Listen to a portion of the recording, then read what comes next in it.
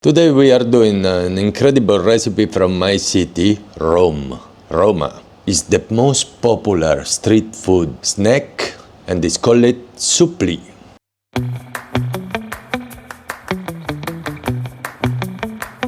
But what is the supplì? It's an oval or sometimes round kind of meatball or croquette. Fill it with rice, flavor it with tomato sauce or what we call Bolognese, a center of mozzarella, bread it and deep fry. But why they call it supplì? Actually, this term is coming from surprise, the French term to say surprise, surprise. Sorry for my French, surprise. The Italian version of a French name. But surprise, Italianized, became surpresa, surprise, and at the end, supplì. Supplì, born in Rome in the 19th century under the occupation of the French. That can explain the influence in the name of the French word surprise. The legends say that there was a soldier on the street of Rome testing the supplì, and when he bite him and find the mozzarella that won't melt inside, he said, "Surprise!" From there, the term supplì. At that time, the supplì was just selling on the street. The meats were just street food style. We need to wait 1874 when Trattoria La Lepre put these beautiful snacks in his menu with the name of supplì di riso, rice supplì.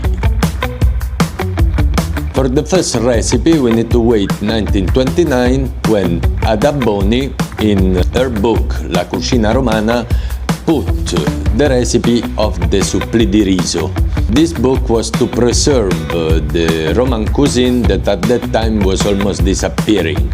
According to Ada Boni recipe, the supplì was filled with rice and what she called fake sauce. It was a tomato sauce where you could use a little bit of gutless from the chicken, or what we call regaille, or stewed beef. It was a combination between a normal tomato sauce and a kind of stew leftover. The mozzarella inside, super soft and melt, give the extra name to the supplì that we call Suppli al Telefono. Telefono means telephone, for the cable of the telephone that you can see when you open your supplì. For the breaded, there are two versions. One version say that you can pass it in what we call pastella, a mix between water and flour, and the original, the normal one, you pass the supplì to the eggs and after breadcrumb. We have three preparations. First, the Bolognese or ragu. Second, we cook the rice like a normal risotto. Third, we build old and we confectionate the supplì.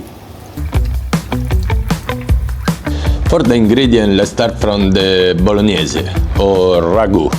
Carrots, 1 carrot. Normally I grate it. Onion, 2 onions. We chop them. Celery, 2 sticks. We chop it. Garlic, 2 cloves. We chop it as well. Tomato, peeled tomato, 2 thin, and our beef.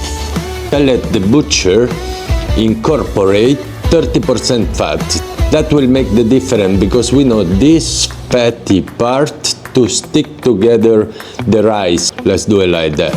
Bay leaf, 2 of them to balance the sweetness of the tomato, and rosemary to flavor it. And that's it. Rest of ingredient: eggs. I use 2 eggs, Rice. I use Acquerello, it's a Carnaroli extra. You can use Arborio if you want, but rice for risotto please. Breadcrumb. And that's it. No tools or special tools are required, but in this case I will use my pressure cooker. I bought it in Amazon, 400 dirham prime offer. This will help us speed up the process of the Bolognese that normally take 3, 4, 5 hours. We will do it in 1 hour. Buffalo mozzarella, fresh one. My barbecue kitchen that actually is becoming super popular doing my video. Normal pan, as usual, olive oil.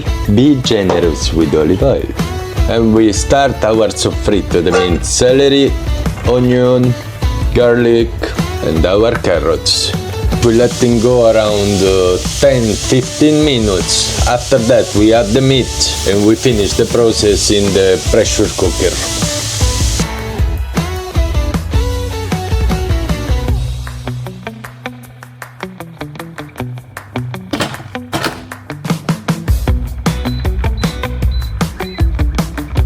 First step done, I show you the result. Still juicy. The juice we will use to cook our risotto for the supplì. You see this fat on the top? This is what will make our rice extremely sticky. And now we go for the second step, risotto. I will use my Acquerello. It's a Carnaroli extra.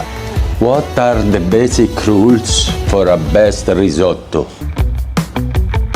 First of all, toast the rice. You know that this toast, when you touch the rice, your hand become white. That means the starch is going out from the grain. That is important for two reasons.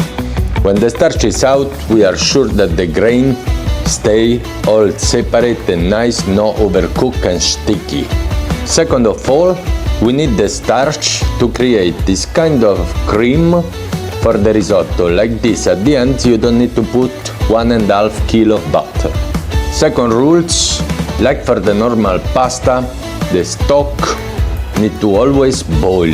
The grain is cooking correctly, the starch is going outside, and we have a perfect risotto. That means we add the stock slowly. Third rules, for the supplì, we cook the risotto 75% because after, in the process of cool down, will continually cooked. Like this, at the end, we get a beautiful grain risotto and not an overcooked pappa. Fourth rules, always put the salt at the beginning and during the process adjust it, but not at the end. The grain need to absorb the salt. Prepare again your chicken stock. In a small pot, hot water, go in. 1, 2.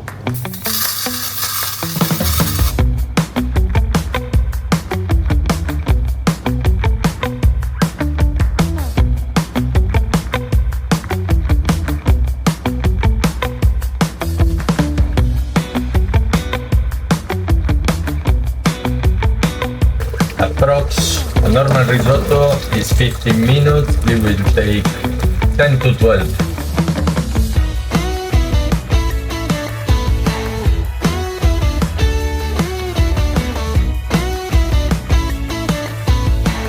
Can you see that? Yeah? This is what you want. The grain is separate because we did a beautiful toasting process. It's still a little bit undercooked, what we said, because what we wanna do, we wanna cool down, means is continually cooking out of the fire. I just put it off the fire. Our butter is going in. We wait till the butter enter a temperature. You see that? It start melting. Parmesan cheese, and we try to incorporate more air possible, and that it is. supplies. I use in a tray for cooling down, but you can use a plate, a pan, a pot, wherever. Cool down, reserve, and see you later. Let's speak about the mozzarella. You can buy this mozzarella block. Is what they use sometimes for pizza. Bullshit. I will go for the fresh mozzarella. It's cost 3 times the block, but you know, it's making the difference. Here I have my special tools, my beautiful knife. And here I have the baby. That is what we want. That fresh mozzarella, that's all. In Italian cuisine, there are just 3 ingredients sometimes 4 in a recipe. If you don't get the good one, what you cook for? Buy the real mozzarella for your supplì. What we need to do, because this is how you see, is full of juice, we just cut it now. We just place it in a tray with paper. And we let it dry a little bit in the fridge for 10-15 minutes before we use, and that's it. We want something like that. Something like that. Because when we put in our supplì, it will melt. And that is the surprise. Surprise. The mozzarella stick decide how many supplì you will eat today. Surprise! That's all. Now we put it in the fridge and we let it dry out a little bit for 10, 15 minutes, 20 minutes, nothing happened. But the result is much, much better. Generally, the supplì are big. Yeah, in Rome they are quite big. We will do a smaller version. In my family they do this kind of size. Tips: olive oil. You need to put some olive oil on your end, like this doesn't stick off your rice. And second tips, I think just my family is doing that, they put lemon on the breadcrumb. We take a kind of spoon of our mix with a little bit of olive oil, our mozzarella inside, and we close the mozzarella as a surprise, and that it is. That's it. Final step. There are 2 options, or just eggs and breadcrumb, or breadcrumb, eggs, and after breadcrumb again. We just bread it. Eggs and breadcrumb. And that it is. That's all.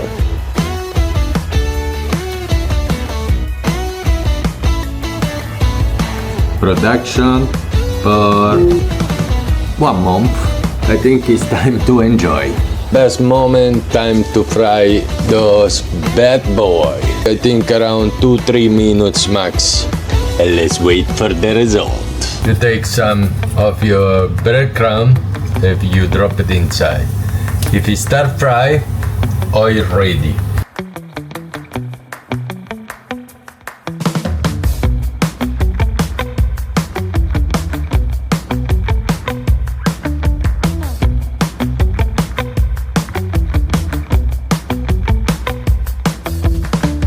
Look at those, yeah?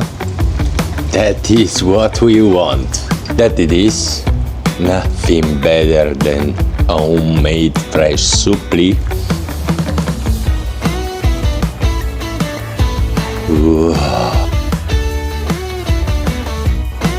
That it is amazing. Actually, unbelievable. The best supplì I ever tried. Surprise.